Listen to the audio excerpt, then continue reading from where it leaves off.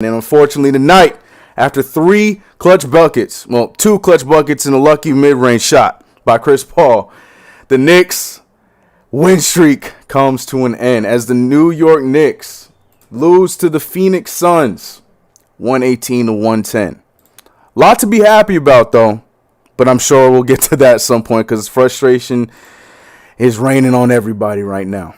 Julius Randle had himself a rough night. RJ Barrett had himself a rough night. Derrick Rose played well, but you could tell he got gassed. But more importantly, Devin Booker did what he was supposed to do. And the name that is in all of my DMs, Mikal Bridges. Oh, yes, that Mikal Bridges gave our Knicks some give us a hard night tonight. Nonetheless, the Knicks lose 118-110.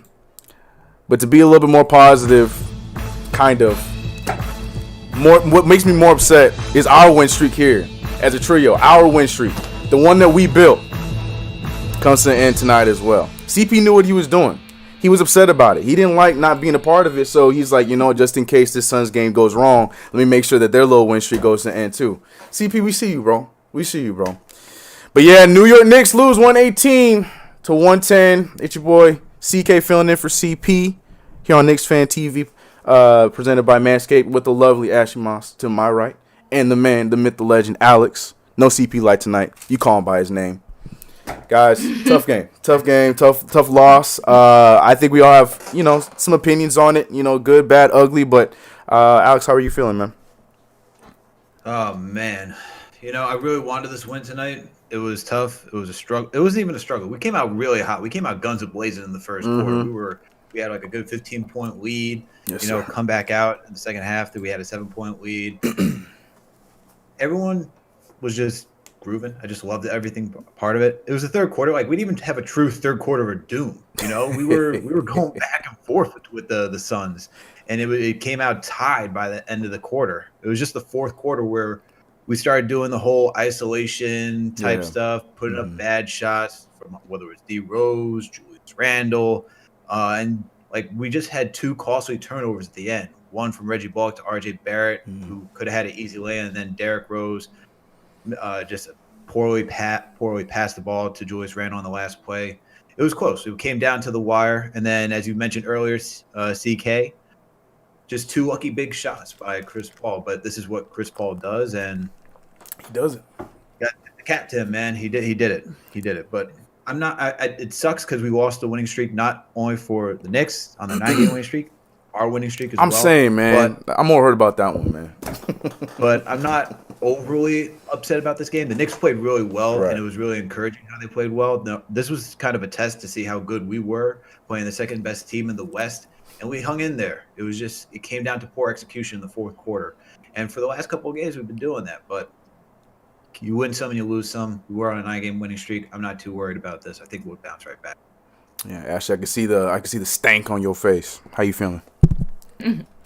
Listen, there's some things to be, I guess, happy about, for lack of a better word. And then there are things to be upset about. First of all, I think this was a good game because sometimes when you're in winning streaks, you tend to all you know is winning, right? At that moment in time. I think this was an interesting game for the Knicks to play, especially after that kind of a win streak, because it showed you what a real playoff game could look like. It shows you what playing a real playoff team looks like. Right. And I think this was a good lesson to learn for the Knicks, because you can't take your foot off the defensive pedal with teams that are offensively gifted, and if so, also defensively gifted, just like the Suns are. This is a team that has not only a vet in CP3, but a lot of young talent. Look at Devin Booker out there just raining threes like nobody's business, especially in that second half. So this was a needed loss. Obviously, I didn't want a loss. I would have preferred to have 10 in a row, especially with the smack that everybody else was talking about us earlier in the day. But I think this is a good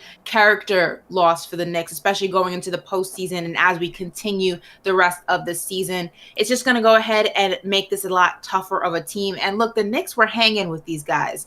For as good as the Phoenix Suns are, number 2 in the West, the Knicks were giving it to them all game. And there's something to be said that right now we're kind of hum and drum and sad about the Knicks in almost May losing to a number 2 team in the West. Like that's Right. you just got to put that into perspective for a second, because we're here complaining about losing to the Phoenix Suns, who are number 2 in the West right now. This is not us losing to an unranked team. This is not us losing to a team that we should have beaten. This is losing, and barely losing, to a really good basketball team. This is something that the Knicks need to go and take into the film room, reset, and go on another winning streak, because obviously this team has the pieces that they need to compete. You saw it during the game. There were some holes. Like I said, defensively, you let your foot off the gas. You can't go ahead blowing 15-point leads. You definitely can't do that in the postseason. The game slows down. Teams are only getting better.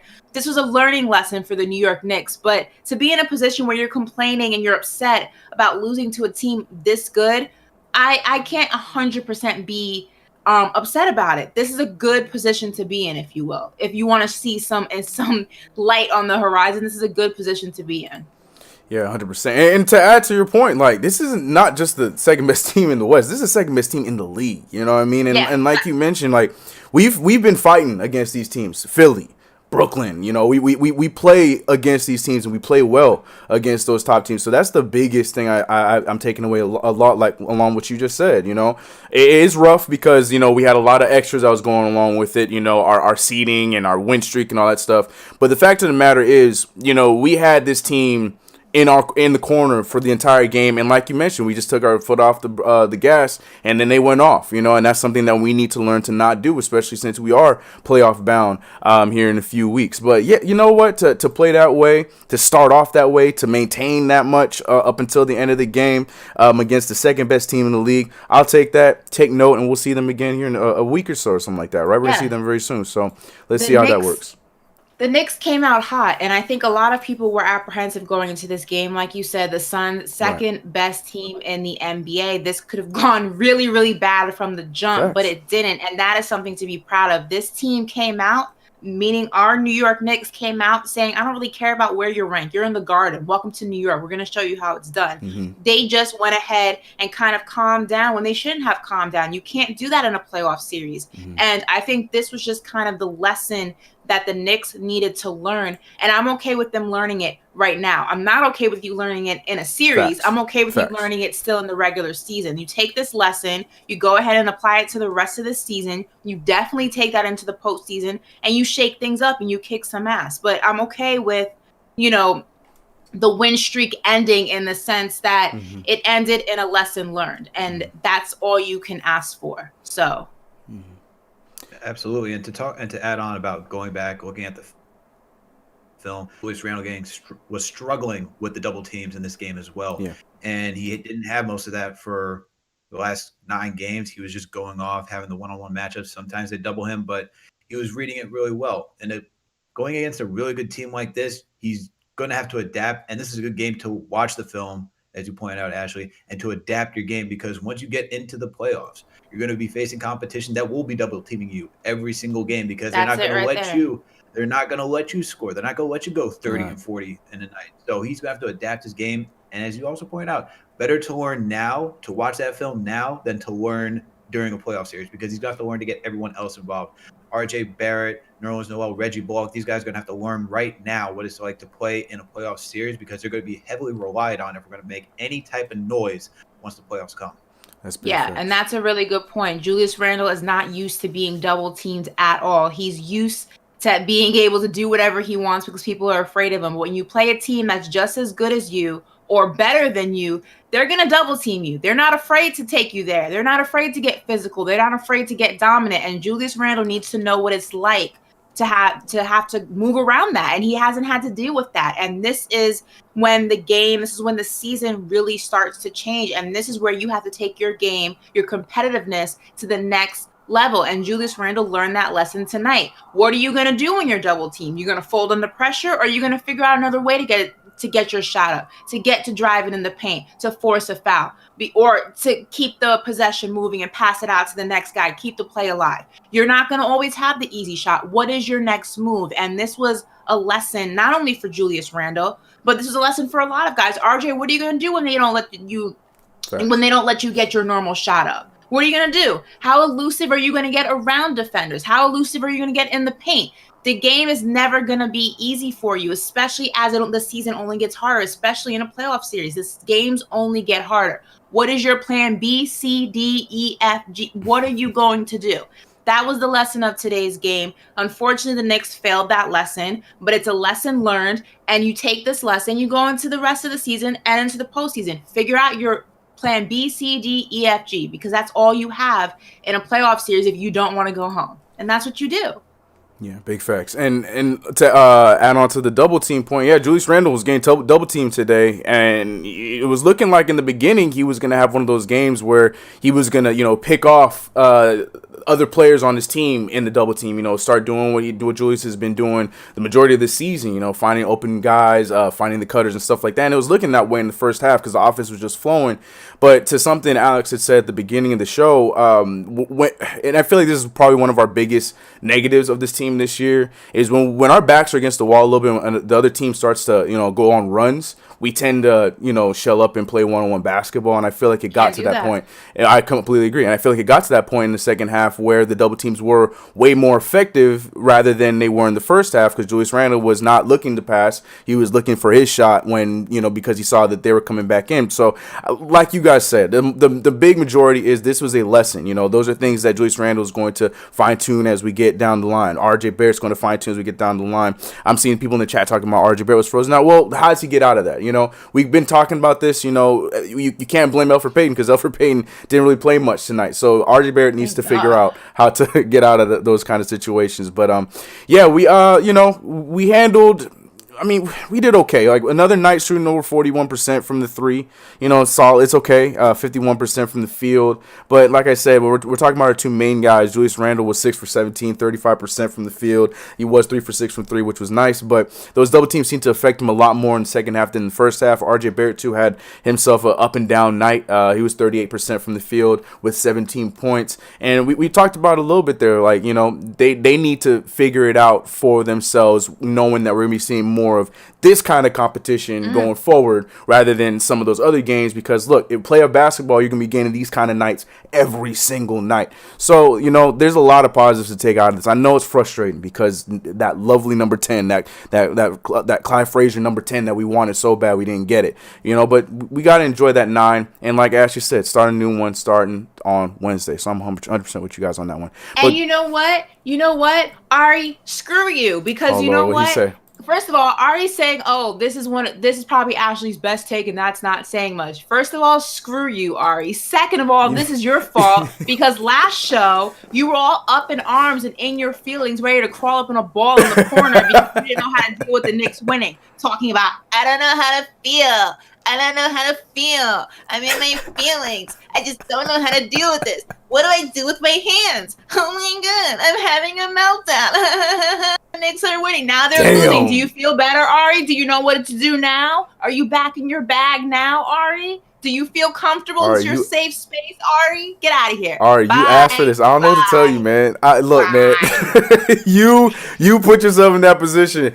But ladies and gentlemen, I'm saying, this is post game with KnicksFanTV presented by Manscaped. Unfortunately, we are here talking about a loss, but you know what it is. We want to hear what you guys have to say. And today it's going to be Discord only. So the vibes go over on the Discord. Make sure that you call in there, and we'll get to your guys' calls as the night goes on. Super chats as well. But shout out to everybody in the chat right now. Like I said, I know it's a lot, so people probably listening to Drake in their room by themselves, and everybody's in their fields right now. So I understand there's not too many of you guys here, but we appreciate those that are here right now, and we're gonna talk about this. And like I said, move on. We'll see you guys on Wednesday, and we'll get right back on track.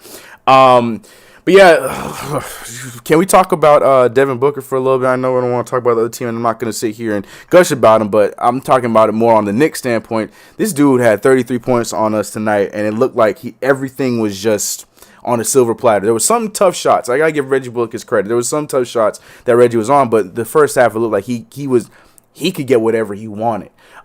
So then, of course, now the the coaches, the many different Knicks coaches on Twitter and social media, the names get thrown around, and I'm not going to say one of his names because I'm going to get the chat riled up, but a lot of names get thrown around. But Alex specifically, do you think that this was just one of those situations where it's just we're playing against a superstar and superstar just got hot? Do you think that there was any kind of big adjustments that we could have made? What were your thoughts seeing Devin Booker just go out there and torch us and pretty much keep the Suns afloat while everyone else figured out their shot as the game went on? I think Devin Booker is just one of those top players that's just tough to guard in general. I mean, Reggie Bullock had not too quick, but he had 2 fouls early on in the first quarter. He got that second one close towards the end, somewhere between 3 minutes left. So that changed the dynamic of the game. But Devin Booker's just going to go off, man. He's a lethal scorer. It's hard to contain him. If you want to double team him, the issue is that they have other shooters on the team. You have Johnson, you got Bridges. I'm about to go destroy that name.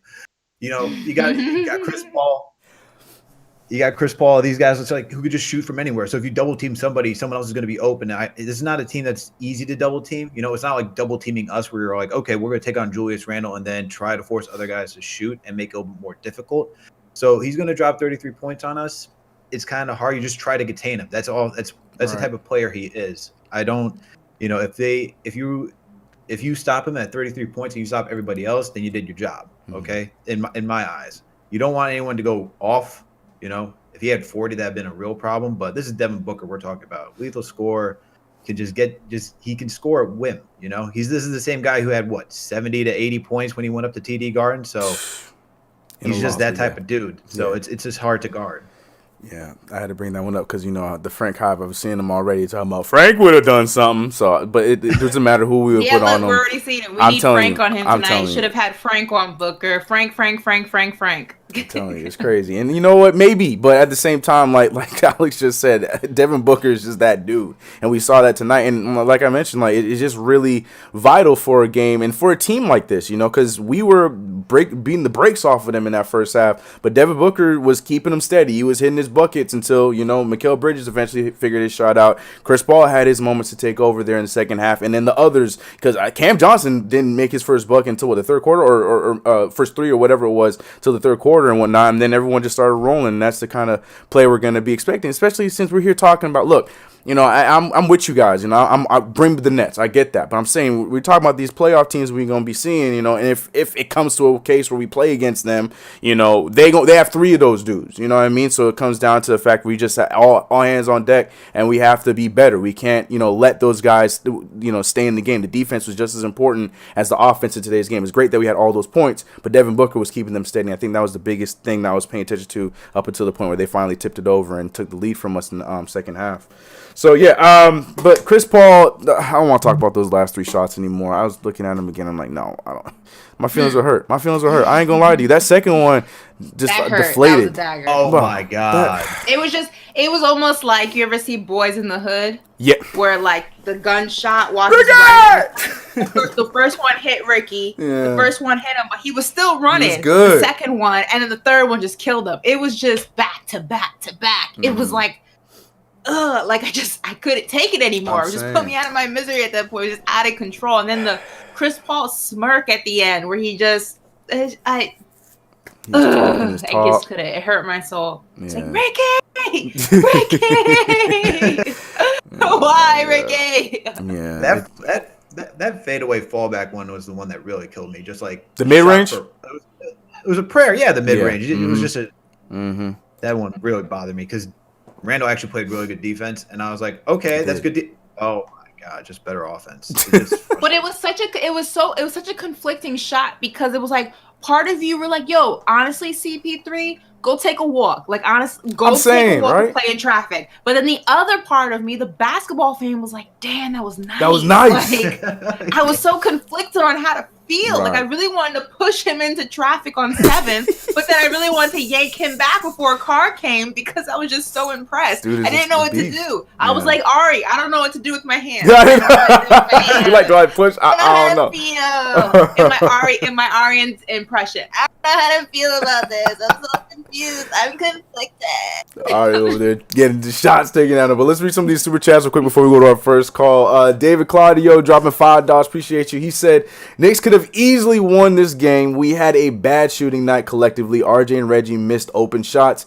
Elfrid is dragging this team. Okay, I'm sorry.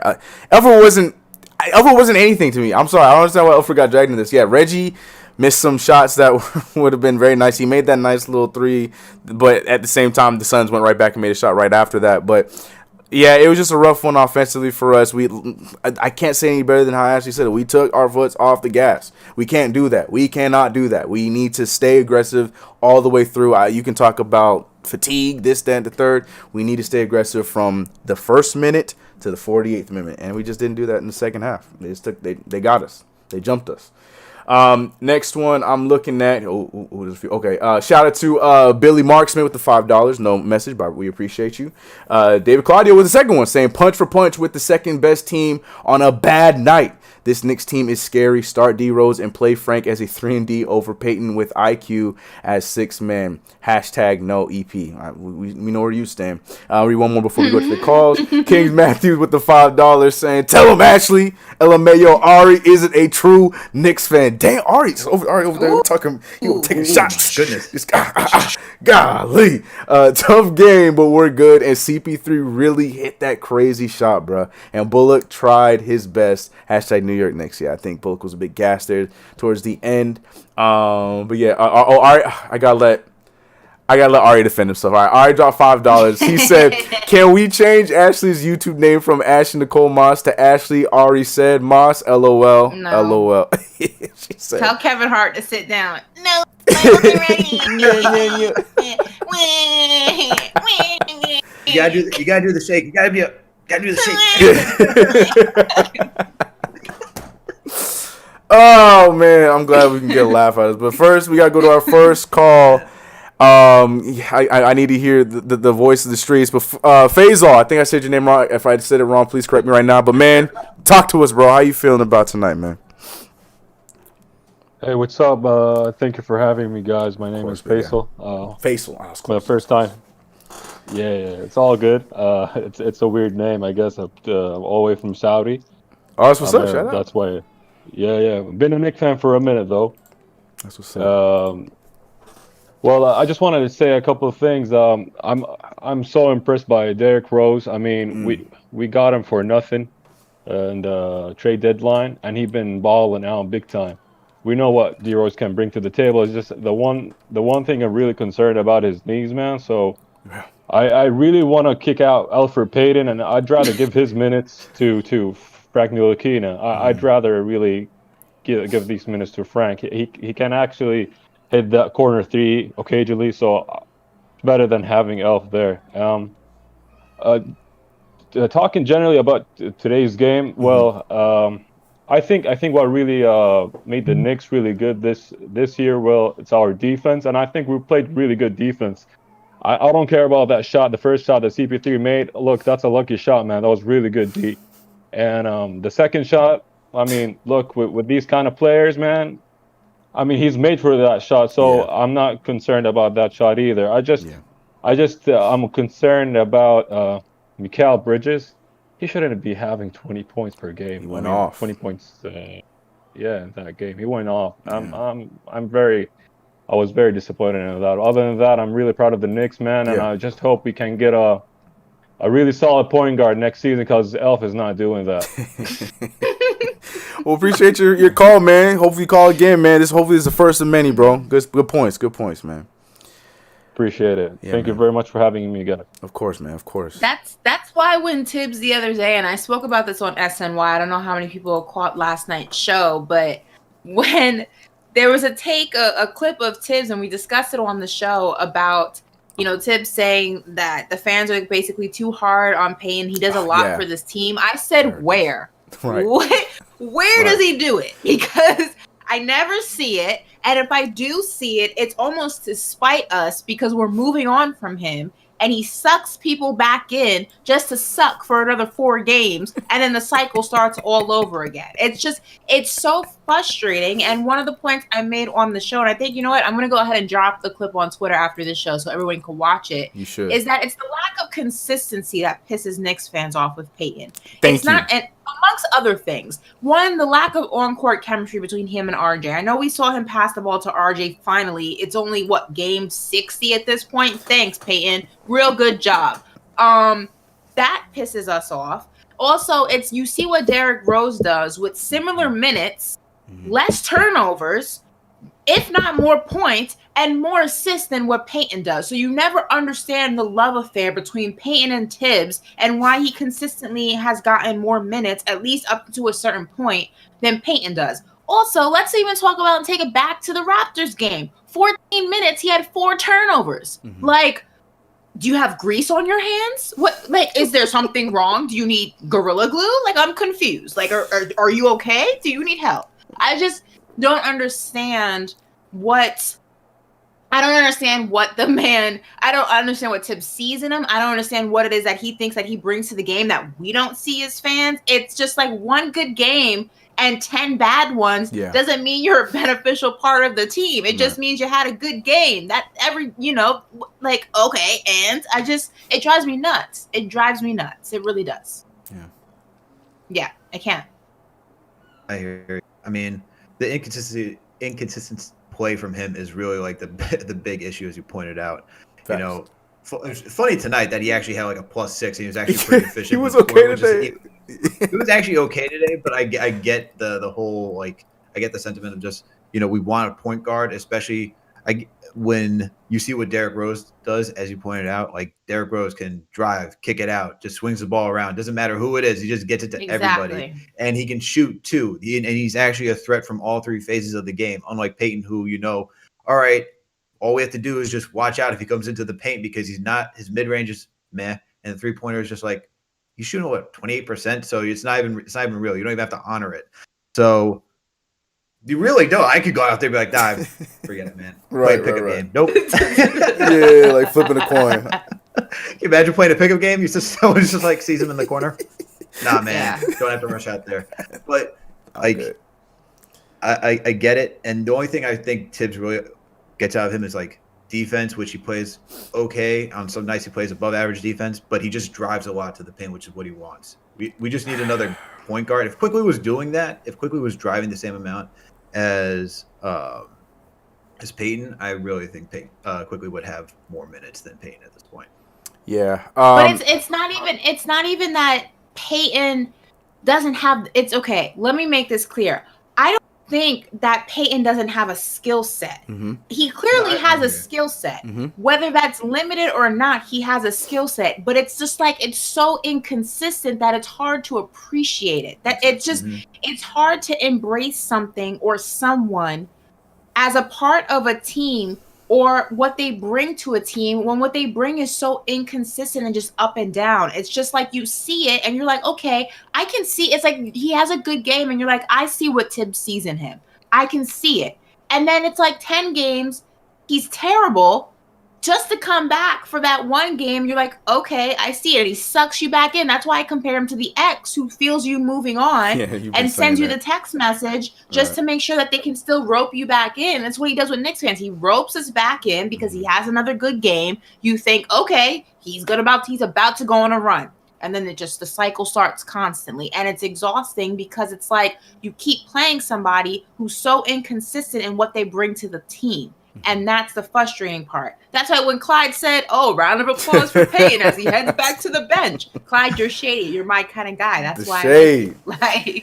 Yeah, inconsistency is the biggest thing. That's the biggest thing. I mean, my thing is just I just don't know who this dude is. This guy just completely just turned into somebody completely new. I get it, his points might be up, but at what cost? This dude was a 7 assists per night kind of guy. This guy was what we hate so much about him. As we mentioned, the RJ Barrett stuff. That's the biggest stat. And even last year, he still was giving the ball, but at the same time, he was at least facilitating the ball. That is what it just pisses me off because he could be what we need. This dude, throughout his entire career, throughout of him playing basketball, that is what his number one was outside of his defense, was he was a facilitator. He has vision.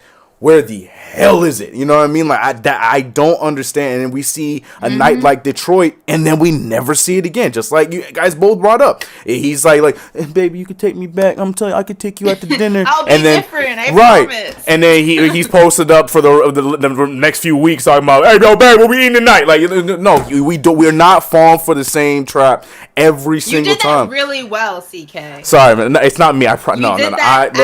Scarily, swear to God, no. Look, actually taking shots at CK. Look, I am a guy. I have many guy friends. I know that dude. I'm not that dude. I know that dude. Leave me alone, Ashley. We all know that guy. We all know that guy. See what I'm saying? See what I'm saying? I didn't hear you do the impression, Alex. So all I'm saying is the inconsistency. If you want in on the smoke, let me know. Because right now it's directed to the man to my left. I'm good. Look, man, I'm just saying this dude, the inconsistency is what's annoying. And the thing is, like, his game's falling. Alex, you said it. Like, Tibbs likes the fact that he goes to the hoop. Cool. But if I'm looking at his shot chart and I'm seeing all these X's next to the rim, it's so frustrating to see on a night-to-night basis. Like, you're right. Like, it's cool. But he's going to the hoop to do what? To get double-teamed and get blocked? To take a step-back floater? Like, they don't make sense. So I'd rather him do what he did at the beginning of tonight's game.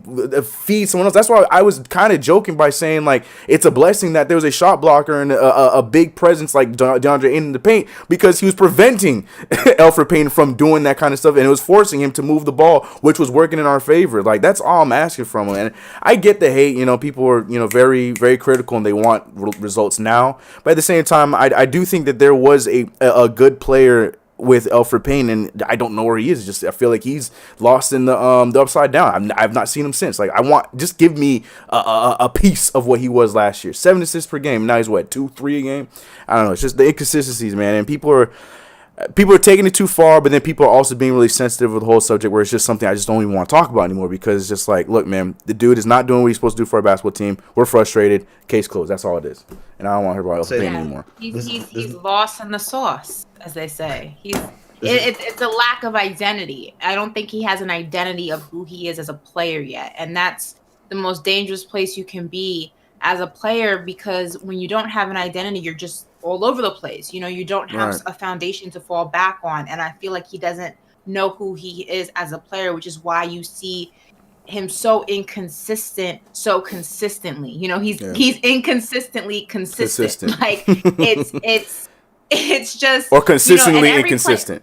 Yeah, he's consistently inconsistent. Right, there you go. Right. He's consistently inconsistent, and every player, has a bad game where they go in these slumps. We've seen RJ do it. We saw Julius Randle do it a little bit after the All-Star break. Yeah, but it happens. They have their identity. They know what type of player that they are, so it's easy for them to kind of get back on track. You know what I mean? Yeah. With Peyton, I don't think he knows who he is. So you see these really good games from him where maybe he's showing spurts of what he has in him and what he can bring to a team, this team. Yeah. But it's just not 100% who he is yet, or he's still trying to figure it. There's a disconnect between what he does on the court and who he is as a player, and that's why it's just a constant revolving door with him.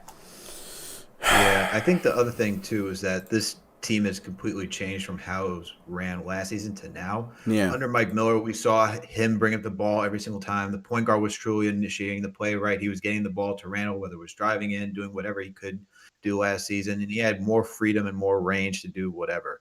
This season, Tibbs is like, look, we're running everything through Julius Randle. He's our playmaker, he's our engine, he's our scorer, he does everything. So Peyton, you got to figure out how you're going to fit into this role and be second, third, fourth fiddle to whatever Julius Randle is doing on any given night. And so, he's not getting the opportunity to necessarily play make as much, and he's not really that good of an outside shooter. So he's kind of stuck in a box that is not really meant for him. And I think that's the biggest issue with him right now. And to make it perfectly clear, we're not blaming this loss on Elfrid Payton. Yes. There's a lot of blame to go around, and and none of it's for Elfrid Payton tonight. So he's off the hook. I think Julius Randle takes some of the blame. I think defense takes a lot of the blame or lack thereof. I gotta, there's a lot to go around.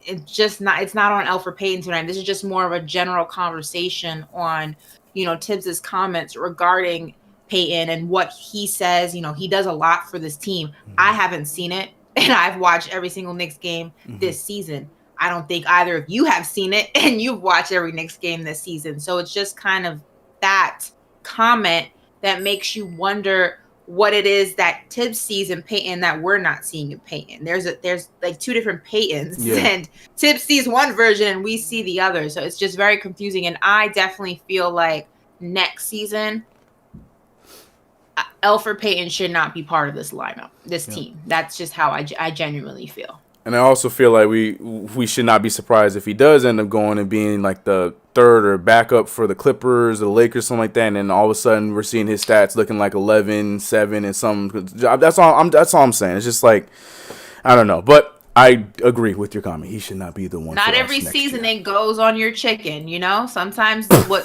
that's my favorite one. I think that's my favorite Ashley is. Yo,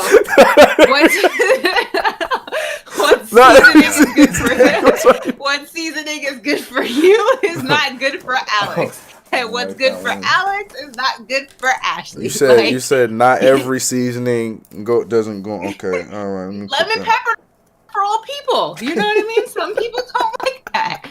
You know? And you give lemon pepper to the right person, it works for them. It may not work for you. That's okay. It's okay. That's my favorite, Ashley. I'm putting that one on the top of the list. Not every. That's great. That's great. But guys, welcome. Yeah, right. Put it right on the fridge. For the day, I need to follow this. Right. But guys, welcome post game here on Knicks Fan TV, presented by Manscaped. Knicks lose 118-110. We got a lot of calls lined up. Let me get to this super chat real quick before we go to the next call. Actually, we have a few super chats. Let me read this first one coming from Joshua Carrick, who gave us $15 saying, "What's up, Knicks Fan TV? Great stream as always. Felt like a playoff game. I was at the game." Oh, shout out to you, man. Congrats. I'm sweating about these Randall doubles and him getting tunnel vision from earlier in the season. I'm worried. I don't know. I'm not too worried about it because we've seen him handle it okay in past games. I mean, he has his moments. Like you said, I just don't like it when it happens in the clutch moments. But I don't know. I'm not entirely worried about it. I don't know how you guys feel about it. I don't think he's reverting. I think that's what he's trying to get at in that comment. But I don't know. I'm not too worried about it. I think that's something that he can see. He'll see the film. He'll move on and fix it. Because he has to learn how to handle double teams because they're going to come. You know what I mean? But, David, we just read that one. Billy Marksman, we read that one too. Shout out to Billy Marksman. We read all these ones. Let me go down. Okay, so we're good. All right, so going to, we got our boy Angel from Philly. Going on, man. Angel from Philly. What's up, bro? I know you're the king of give me that third seed. You were the first one I heard talk about it before I even looked into the stats and making it make sense. Tonight does not help our case. How you feeling, Angel? Yo, what's going on, CK2K? What's good, Smooth? My boy Alex Vanilla CP was good, bro. I had to give you that name. And to the queen, me and Maul Ashley, how you feeling? I'm good. I would have been better with a win, but you know, right. 9 was fun. Yeah. First things first, y'all. Hit that thumbs up for y'all boys, man. Gotta show some love. But hey, listen, man. As far as this game, it's disappointing. You know, we were up 17 in the first half. You know, and shout out to Peyton. You had no assists after the first quarter. You know what I'm saying? You just, you know, like I know exactly what he is. He's basura. He's trash because it's just he just needs to go. Like I'm just so done with him. I get it. He plays defense, but you know, at the end of the day, you're playing against Chris Paul, Devin Booker. You know, you could play defense, but you still got to move the ball. You know, if you move the ball, you make the team better. You know, so that's one thing. But listen, man, we got outscored 62-47 in the second half. You know, we gave up over 7 threes in the second half. You know, you're not going to beat Phoenix, you know, giving up that many threes. I mean, they had way too many easy baskets. They had way too many threes, you know, and granted, at the end of the day, you know, they have CP3 and Devin Booker. We have Elfrid Payton. That just says it all right there, you know, and Julius Randle, you know, he didn't really have it tonight. I would have liked to see RJ Barrett shoot the ball more. I thought he played pretty good. And I just want to see him be a little bit more aggressive. I thought this was maybe a game, he could really step up a little bit. And obviously with Peyton not passing him the ball, that just doesn't help. But, at the end of the day, y'all, it's a 9-game winning streak snapped. Nobody expected us to be at this point. But, we can start a new one against Chicago, and it's one game at a time, all 72, and this is a learning process, and at the end of the day, we're going to get better, and nobody right now wants to smoke. Granted, we lost this game. You're not going to win every game. But, in the end, the way we're playing right now, granted, we could beat Philly. We just got to do it. We got to make buckets. We could beat the Bucks. We can beat the Nets. But at the end of the day, we just got to keep with that teamwork, keep passing the ball. And, it's just a growing process, y'all. And at the end of the day, we'll just see how it goes. And thanks for taking my call, guys. I appreciate it. Y'all have a good one. Appreciate you, Angel. As always, man. Another good call there. Yeah, man. Like I said, I think we all said the same thing. Don't let this deter how we feel about the Knicks overall. It was just a rough night. It was one of the best teams in the league. Lessons to be learned, and we'll take them, move on to the next one. We'll see how we go from here on out. We got the Bulls Wednesday. Start a new streak in the words of Ashley Moss. I like that. Let's keep it going. And it's important. It's also very important to not let this win define your future games. Sometimes when you are on a winning streak and you lose one, you let that linger a little bit too long. It's important to not let it linger. It's over. It happens. You compete. You competed with one of the best teams in the NBA, and you competed well. You fell short. There's some things that you need to make better. You need to do better. You need to adjust.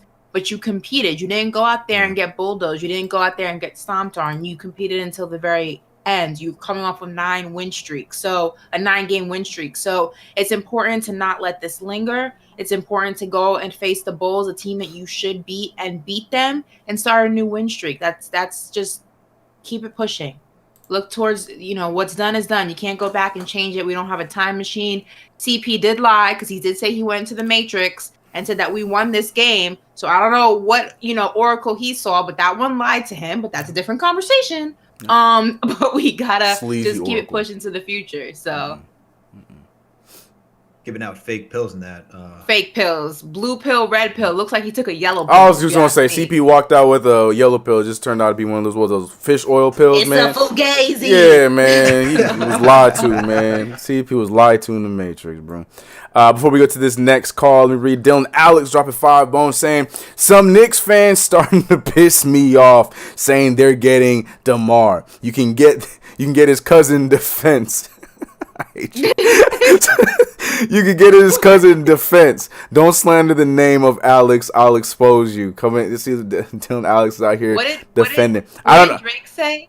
He said, DeMar, I say it, the less I like it. Yeah, right. Yeah.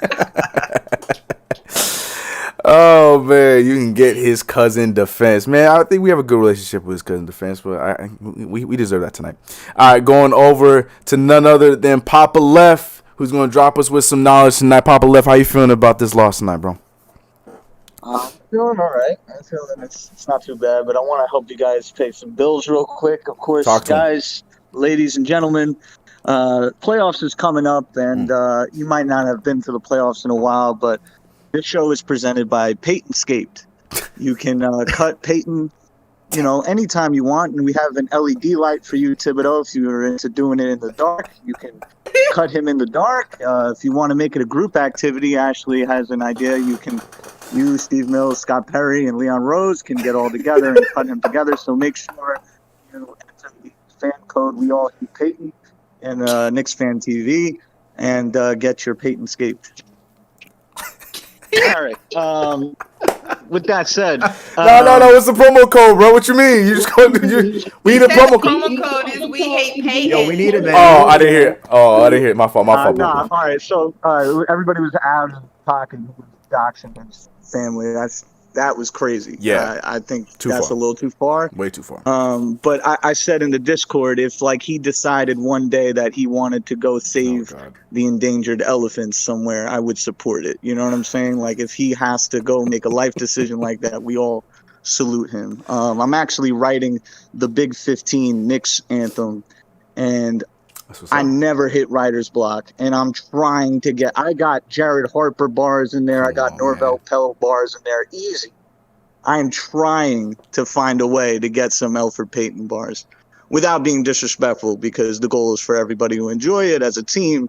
But it's really frustrating. But as far as this loss goes, it was a 9-game winning streak, and it had to be ended on some "Hi, I'm Chris Paul. I'm a first ballot Hall of Famer. Hi, how are you?" That's how we lost the game, and I'm okay with that. Shout out to KnicksFanTV. Shout out to Alex. Shout out to CK2K. Shout out to Ashley. I'm looking at you guys in delayed on my TV, laughing at my jokes from 20 seconds ago. So I appreciate that. You guys are awesome. And shout out to CP. You know, like, KnicksFanTV has become so much a part of my life, and so much a part of, like, everybody in the chat, everybody in the Discord. It was so awesome seeing Chuck D, Jay Boogie, Hoodies Vintage on Instagram. It's so fun seeing you guys there, and I'm with you guys in spirit. I listened to Dick Barnett's interview on the way to work, the 5 C's. The dream paradigm, that was awesome, and like, it's leaking into my life. Like, I'm on interviews with my jobs, and I'm like, all right, so what makes you qualified? And I'm like, all right, here we go. And I'm with my girl, and she's like, all right, what you got? And I'm like, all right, here we go. And that's literally my life. I'm KnicksFanTV, brainwashed out. Oh, love, bro. That's great. We will let CP know. I'm sure he's gonna see this already. But as always, we appreciate the call. And have some 5s in the chat. I'm saying, man, probably he does not disappoint, man. I saw one of the promo codes saying ASAP. Y'all so wrong for that, bro. Peyton's Gate promo code ASAP. He said it could be.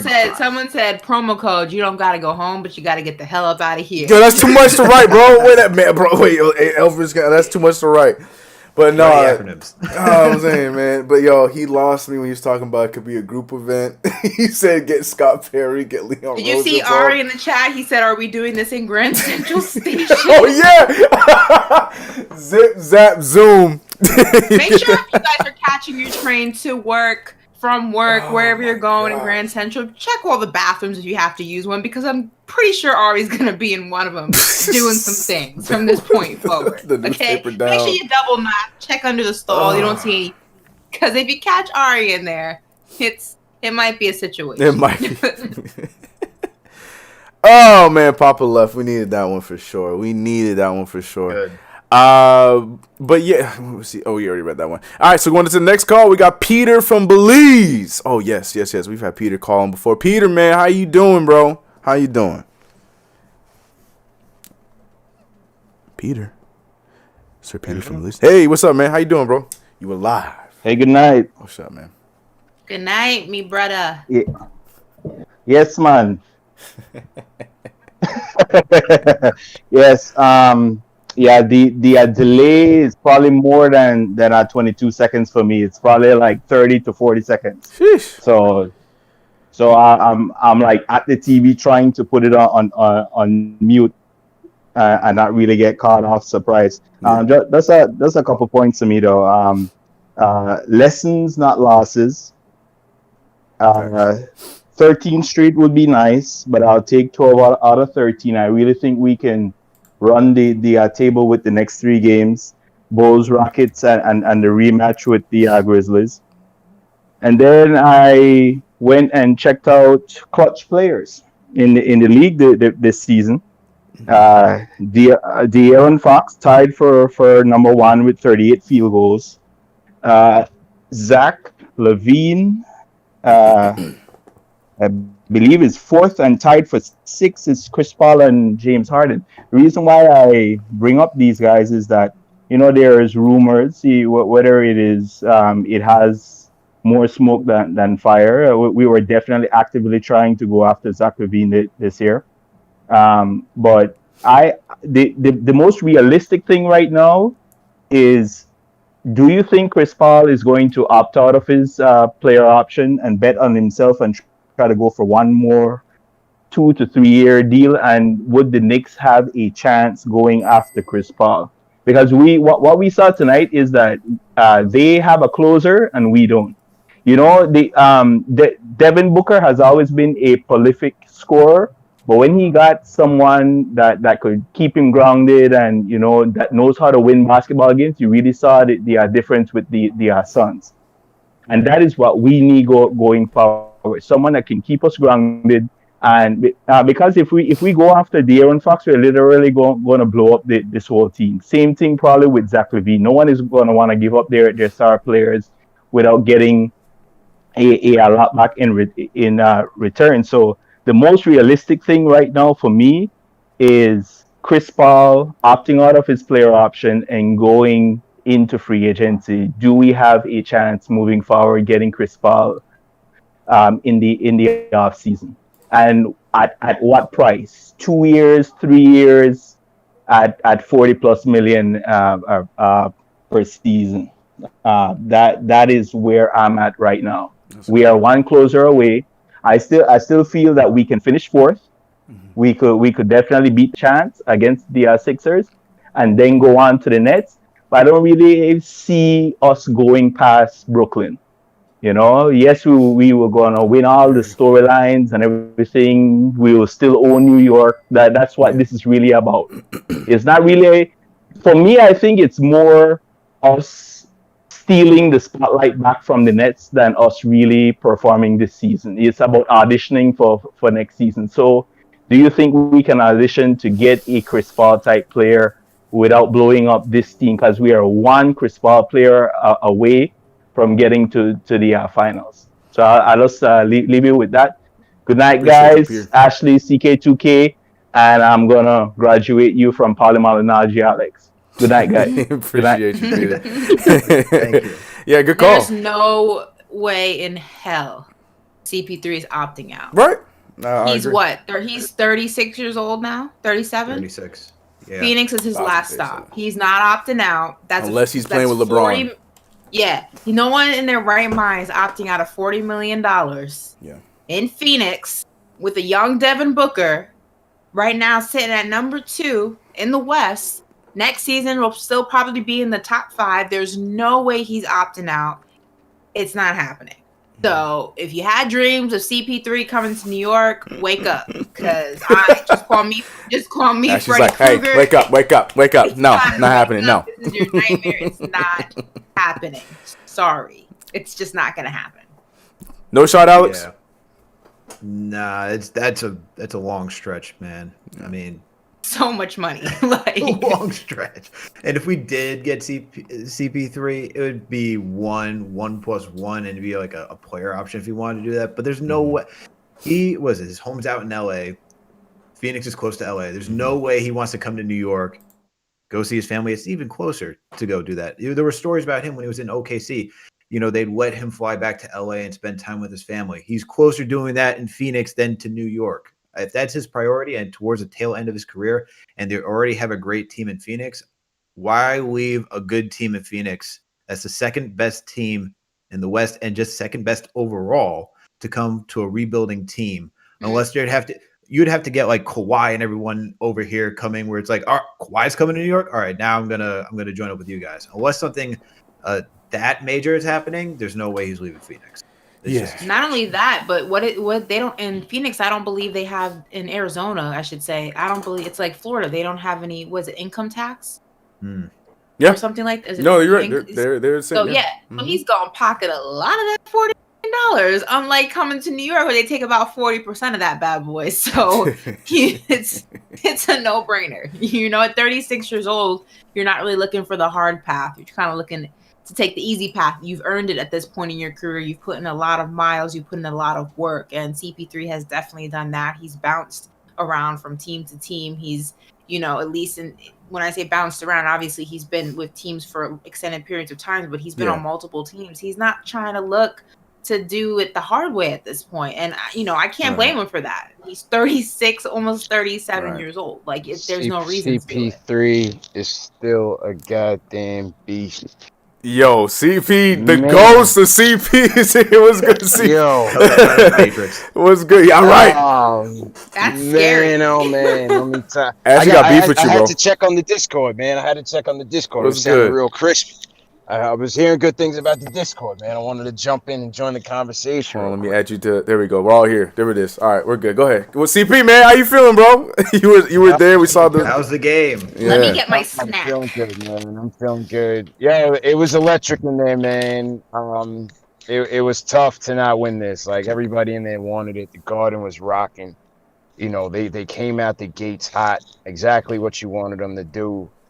The defense was ridiculous. Right.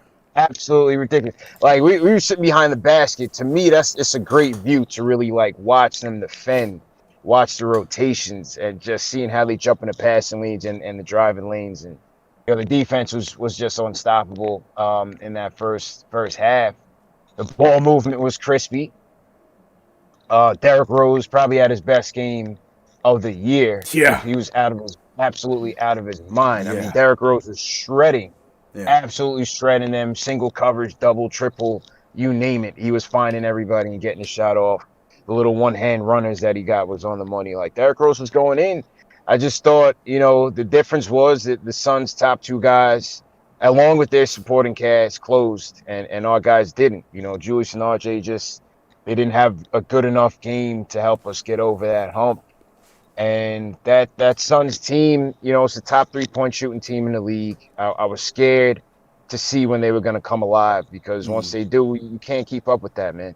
Everybody in that starting five except for Ayton is a 3-point bomber. CP3, 7 straight points to close it. Devin Booker was unstoppable. Mikal Bridges. Like, how you got Scott Perry sitting. I was sitting right there with Scott Perry, man. Imagine Scott Perry watching Mikal Bridges go off like he did in that fourth, and then look 2 feet over and see Kevin Knox can't even help this team. Like, I was sick, bro, because I wanted Mikal Bridges in that draft, man. It's nothing about Kev, but right. Mikal Bridges was the pick. Me too. I know some of you wanted Porter, some of you wanted Shea Gilgeous, but I was just a Mikal Bridges fan, bro, and he's just maturing well with that team. Mm-hmm. And it was just hard, man. Cam Johnson bombed away 2 threes. Javon Carter. It was just hard to keep up, man. Yeah. It was just hard to keep up. So with Derrick Rose, real quick, because you were talking about how Derrick Rose was playing great today. He had a great game. But do you think unstoppable. Yeah, but do you think the fact, because Tom Thibodeau stayed with them throughout the entire fourth, you think that was part of it? You think that gassed him for the end of the game? Because you can see he was moving heavy a little bit towards the end of the game. And that's the thing with like the Peyton sympathizers or the people that are always like, no, you guys are too hard on Peyton. Right. You got to understand, like, it's the impact that it has on the team. Like, Rose was out of his mind, don't get me wrong, but he can't last that many minutes consistently every night. Yeah. This is why you need a more effective contribution from your starting point guard. It's important. We know Rose is the most important piece, but we need him fresh enough to close. Mm-hmm. So when you start that third quarter and CP3 is just leaving Elfrid Payton in the dust, or Payton's just not, effective enough facilitating, and the offense, the ball movement is slowing down when Randall doesn't have it and RJ doesn't have it, it slows down the team. Yeah, 100%. That's just the bottom line. Yeah, he had his drives. He had a couple layups, whatever. Okay, fine, but like he was getting crushed by CP3. And on the other end, we just had no ball flow in the third quarter. Went away, fizzled, disappeared. Completely went away, man. Yeah, completely went away. Isolation game. Exactly. Were you able to get your $45 drink at the bar at least? You know what? I drank before pregame. We had a little pregame over by Stout over by the Garden. But no, I was locked into the game, and then halftime, Jay Boogie came on. I don't know if you guys saw the halftime show, but Jay Boogie pulled up. We did the halftime report from MSG, me, Jay Boogie, Chuck, Kev. Some of you guys on Twitter know Kev. Yeah. So no, it was still a good time. It was still a good time, but just disappointed we couldn't get this. Yep. Can we stop showing this picture? Nah, I have to show. We're all here though, Ashley. CP, you can't see it. Are they showing the beard picture? Yeah. We're all here, CP. So I'm trying to make it feel like you're sitting here with us, man. It's just unfortunate. It's unfortunate. I look like one of them dudes that hang out at Dykeman. Can you get me off this thing? Man, we're all here. What's that beard that they do? And it's not even fair because Alex and CP don't even have fake beards. Who are you telling? I feel insulted that they had to draw a beard on my face that's already well bearded. I was upset. Shout out to Smitty's Man, Beard yeah. Essentials. 20% off KGWatch.com. Salute to everybody in the chat, man. Definitely. Yes, sir. Yes, sir. All Man, right. Mikal Bridges, man. Oh man, it was yo, that's the one that hurt me the most, man. Forget CP3 7 points. He's still for it. Good. Someone said I look like Carlos Boozer with a ponytail. Yo, that's it. That's all I can see now. Yo, that's all facts, man. All facts. He looks like Mero in that. Yeah, shout out to Mero. Shout out to Mero for sure. Q-Tip was in the building with LL. You saw Chris Rock was in there. I saw Chris Rock decided to come on home after being in the 305, ruin on the Heat. Me and Chuck had some questions about that, man. Chuck said he's gonna follow up, so we'll get to that. I hope so. Yeah. I hope he was getting an update on what our standings were at the time. Like, yo, we saw you in Miami. Was not a good look, bro. I hope they're updating.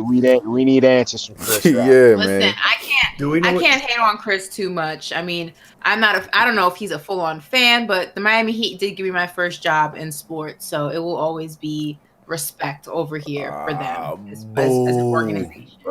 They gave me my first job in sports. I wouldn't be here with you guys if it were not for the Miami Heat. I gotta say, I would not be here with all of you guys if it were not for the Miami Heat. I won't be courtside cheering them on, but it's all love. Yeah, man. So yeah, we'll see, man. We'll bounce back against Chi-Town and get it going. But overall, look, you gotta be proud of the effort of this team, on-demand team. They're still fighting. No Burks. Exactly. We definitely missed Burks tonight. Missed his scoring potential. And we took one of the hottest teams, one of the best teams in the NBA to the brink. You know, they lost 2 in a row this run, so they came in hungry. No doubt about it, and they closed the door on us. But it is what it is. Nothing to hang our hats on. I'm on with Kellerman tomorrow, 3 o'clock. So we should have it up on. You already know he's gonna try to have some smoke for you. Get ready. Yeah, she's gonna try, ass. But you know, I gotta dribble out the double team better than Julius tonight. That's all. That's all I gotta do, man. But yeah, definitely appreciate y'all. I'm gonna have to get something to eat. Lay it down. Salute to everybody in the chat. Hit that thumbs up button for your squad. And be back Knicks versus Bulls, man. Appreciate it. Appreciate you, man. See you Wednesday, bro. Yes, sir. Take care. Later, CP with the drop in. You know, had to throw screen up. People are saying I look like Mero. I look like Carlos Boozer. Someone said Hakeem Noah. What is going on with the chat right now? What is happening? CK Academics. Hold on. What? Hold on. And I'm saying I look like a Cuban academic. Huh? Damn. He said you the Cubano academics. You're not even the Americano version. You the Cubano version. You know what I'm saying, Gigo? You know what I'm saying? Feel the wrath of the chat. Yeah. I was like, yeah. Jamal Murray wants you to feel his pain. Yeah, right. No, wait, hold on. Oh man, nah. Cubano academic. I got no Cubano in me at all, but I'll take that. I don't know. I don't know what it is. But shout out to CP for dropping in, man. Shout out to everybody in the chat. We're almost at 650 y'all in the chat right now. Ash, I don't know. My math ain't that great, but you see those likes? Can you help me out real quick? We have almost 700 people in the. Wait, how many people did you say in the chat? I have 700 over here. Look, but then we'll go with yours.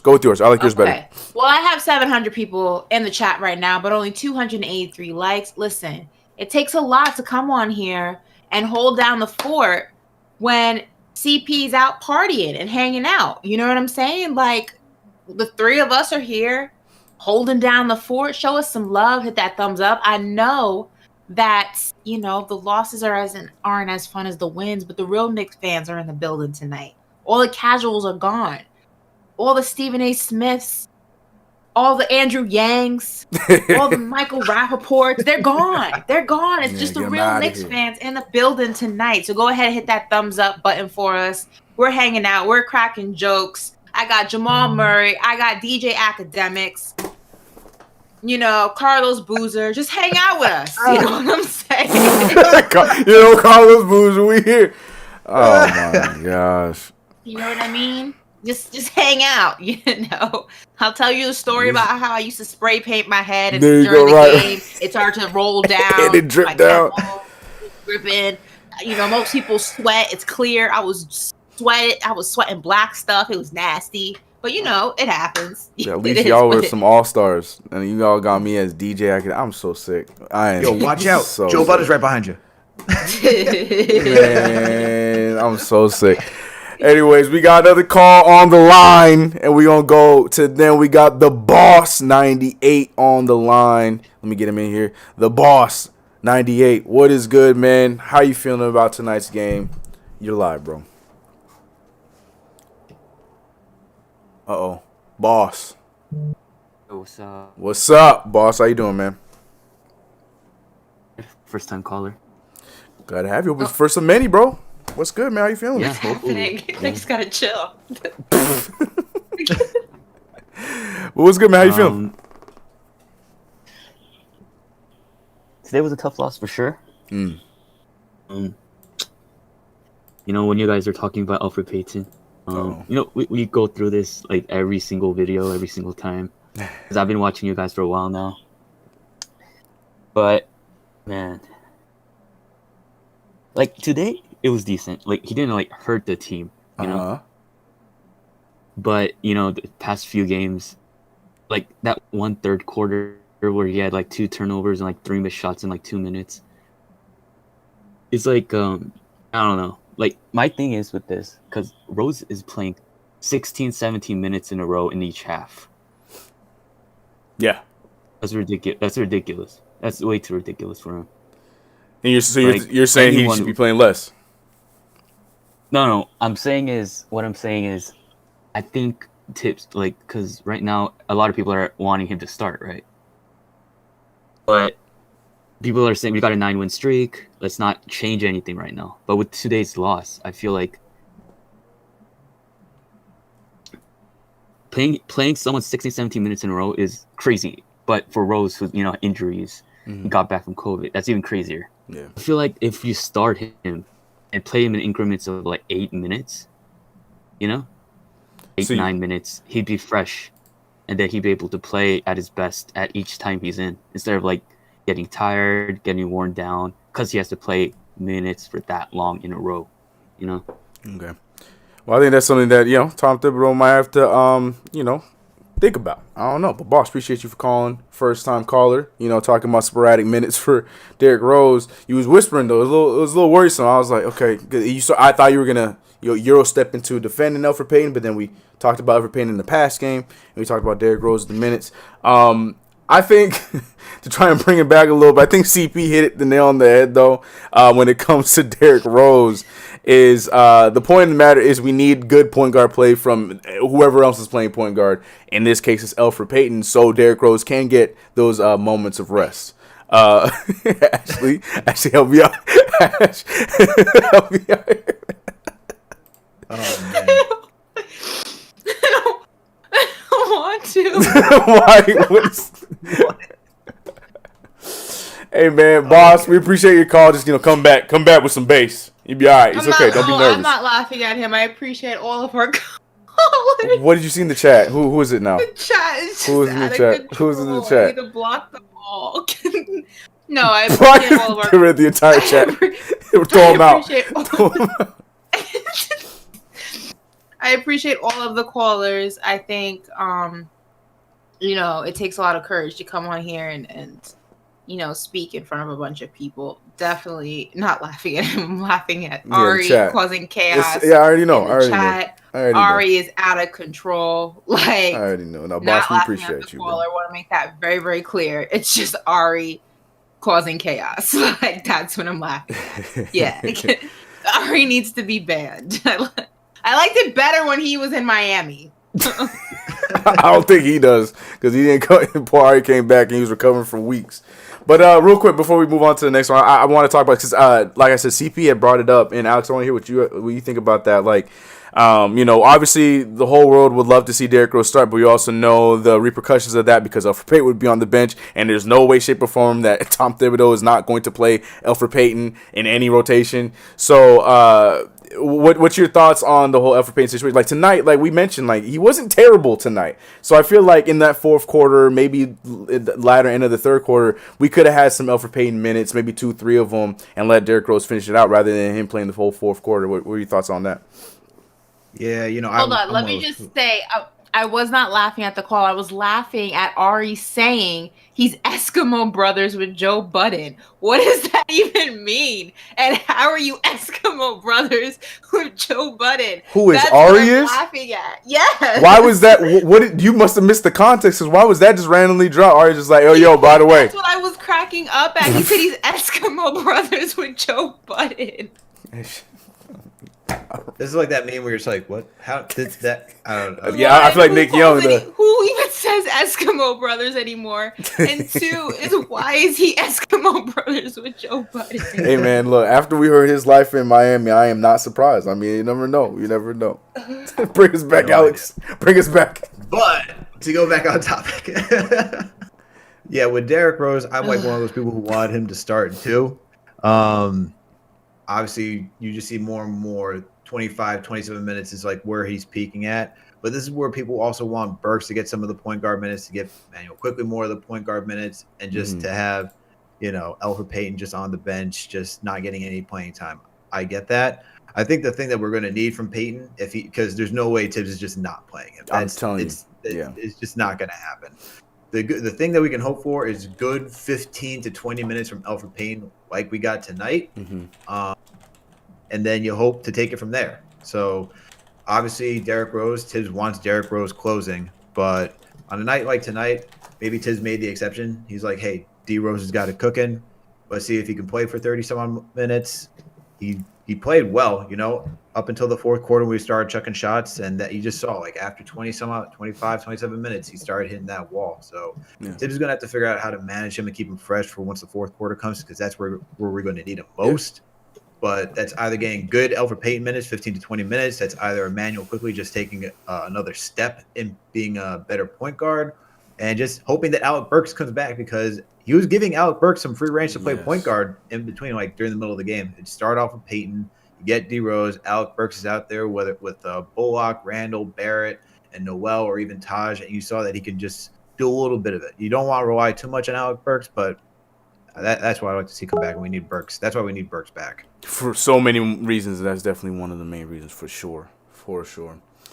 Looking at the super chat, I think we just got one. I want to read that one before we go to we actually gonna go one more caller, and then we're gonna wrap it, because we got the chat going wild. We're gonna wrap it on that, but shout out to Charlie saying what the. And also, seeing that one there. Also, Charlie saying thumbs up, baby. Appreciate you on that one. But yeah, we're going to our final caller of the night. Oh, I'm struggling with the name. I am struggling with the name. Yo, in Patuck, I hope I said it wrong. I don't know if I said it right, said it wrong. But bro, how you feeling today after tonight's unfortunate loss? What's good, man? I feel good. I'm from the Philippines, by the way. Shout out Philippines. That's what's up. Yeah. I only want to point out three things. Last 1 minute, we just need to grab that rebound. That's why CP3 got the 2 points, right? Mm-hmm. That's one.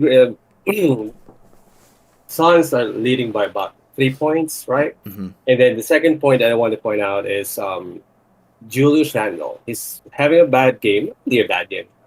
It's an okay game, but he didn't defend this Johnson. He hit like 3 threes in the fourth quarter, right? Those are open threes. He just underestimated this guy. And of course, the third point is luck. CP3 got lucky in those 5 points. 1 2-point and 1 3 points. That's all I wanted to point out. And please don't, don't ravel at Peter. Yeah, he's not really good what he does, But let's not blame one person for the whole game, right? It's a team game. So it just so happened that for you talking about 20, 30 minutes of Peyton. But probably he's really good at communicating with the guys. Yeah. At the end of the day, so heroes, right? Who's going to close the game? It's that all that matters. Again, just one rebound. That's it for me, guys. Yeah, no, great call, man. It's good to hear. We got a nice, well-rounded call. They're very well-rounded in the Philippines. We appreciate that. So appreciate your call, bro. Yeah, because that's always the number one thing. I feel like that's why we had to have that conversation about Elfrid Payton earlier. It's like, we get it. We all agree that there's inconsistency, blah, blah, blah. But I feel like we lose Elfrid Payton on the bench, and he didn't even play. Elfrid Payton's the reason why we lost this game. You know what I mean? I agree. Like, it was a total team effort in tonight's loss because we did not seal the deal the way we were supposed to seal the deal.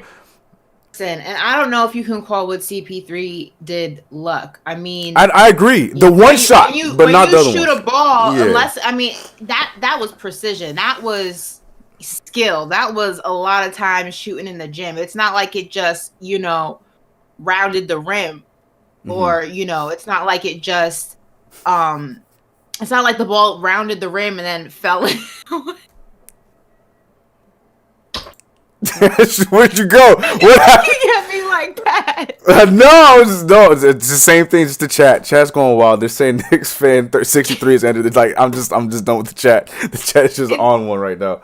It's not like what was I saying? Oh, it's not like the ball. I don't even want to say. It's not like the ball went around the basket and then fell in. It's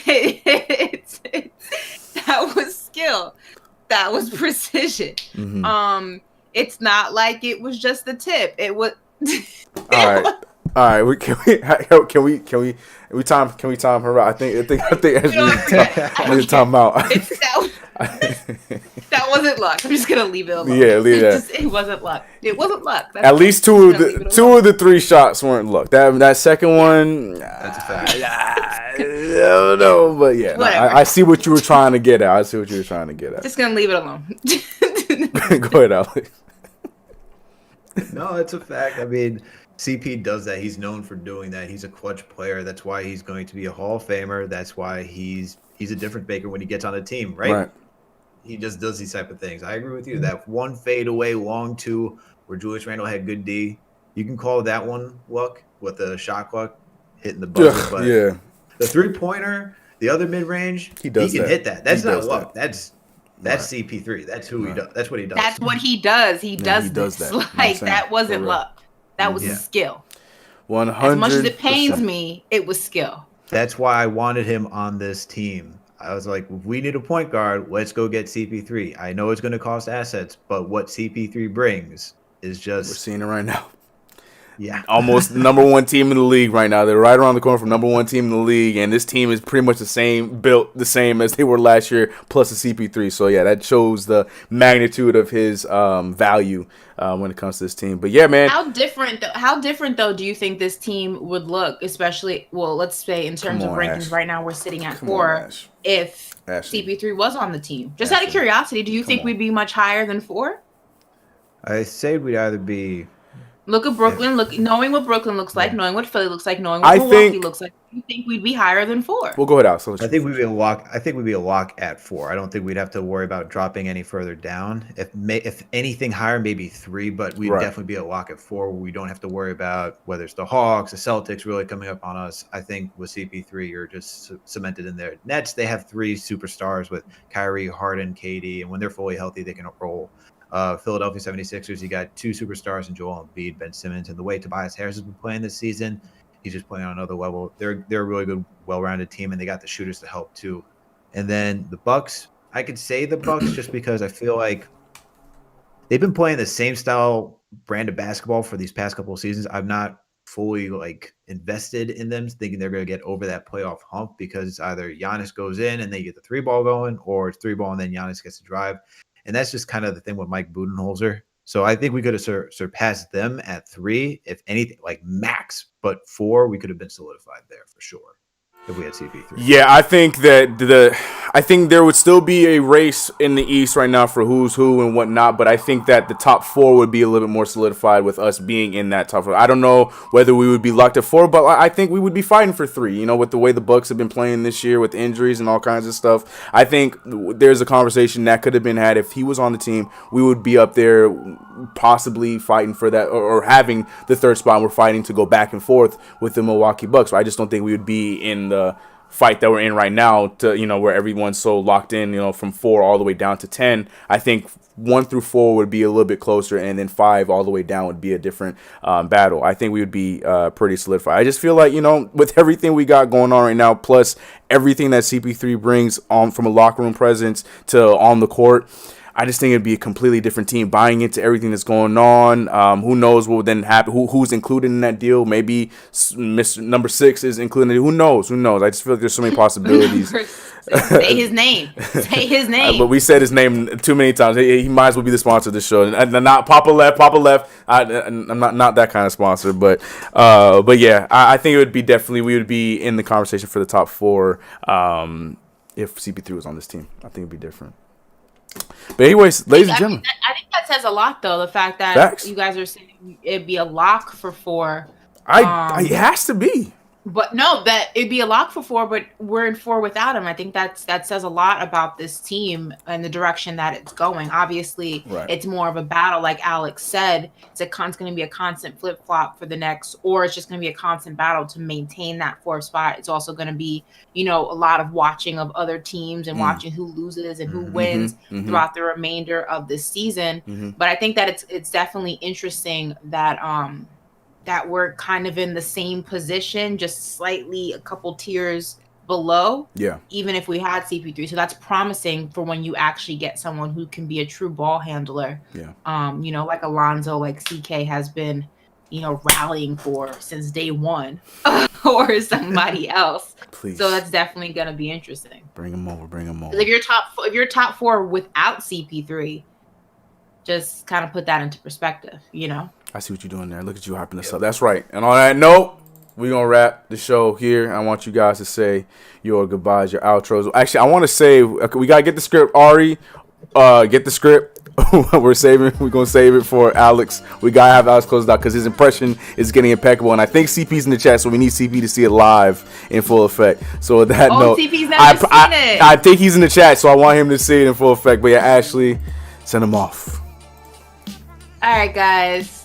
Bunch of laughs today, which are needed after a loss. But as usual, you can follow me on Instagram and Twitter at Ash Nicole Moss. You can catch me on SNY Weekend, Sports Illustrated during the week, and also make sure you guys are subscribing to my YouTube channel, All In With Ashley Nicole. Hit the thumbs up on my most recent video, comments, all that good stuff, and we'll be back here Wednesday when we take on the Chicago Bulls and start our winning streak all over again. I love it. That's right. New win streak. I'm with you on that one, Ashley. Well, CP got his wish. He ruined our win streak. Our 3-0 streak is over after tonight's unfortunate loss. We are 3-1 with this squad right now. But what's, like Ashley just said, we're going to start it all over coming on Wednesday. Appreciate you guys tonight. It's your boy CK. You can find me everywhere at CK2K. You know, this show here, KnicksFanTV, presented by Manscaped. You see it over there. Make sure you go to manscaped.com/Knicks, where you guys can get any product 20% off. But we got the better closer to close the deal right now. I'm going to send it over to Alex, a.k.a. CP Light, or a.k.a. Vanilla CP. CP's here. I hope he sees it. But Alex, what's good, bro? All right. Well, first, Ashley, CK, awesome doing Knicks postgame with you guys. Even though it was a loss, ruined our record, we still got a great squad over here, all right? We're still a big 3 over here. We're up and coming. We're doing it. We're doing it over here, all right? Salute to the mods. Salute to Knicks Nation, all right? And you can find me over at Hoops Habit, part of the Fansided Network. You can go check me out there. You can also find my work on KnicksFanTV.com. You can also check out the podcast, Knicks, Jets, etc. We got a special guest. We got Arsonist Heat Makers on the pod. If you know Dipset Anthem, the producer of there, yo, we got him on. Check it out. It's going to be dropping tonight. And then also do sports betting over at Tallyside. So check me out there as well. But for what everyone's been waiting for. Hit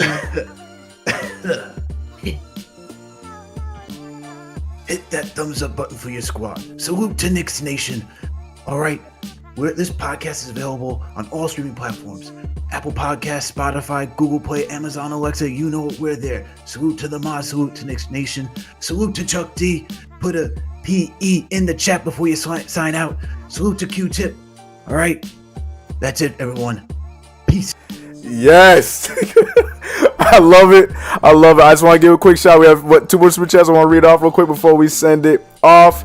Shout out to Ohen. I've not saying the last name, but we appreciate that $5. He said Knicks made folks proud during this win streak. Tough loss against a top team, but time to Harlem shake this off and start a new streak. Love the energy. And then also shout out to Charlie one more time saying Ash, Henny, Nicole, Moss.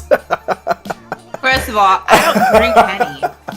Well, I don't like Henny. I don't drink it. I'm not a fan. So I'm just naturally like this. On the natural. Somebody said you sound like a mix between CP and Doc Rivers. Cause the raspy. Hey, that's solid company. That's solid company. But yeah, like I said, you know where to find everywhere. Like everything that CP Light just said. KnicksFanTV. We'll see you guys on Wednesday. We're out of here. Y'all be blessed. See you guys then.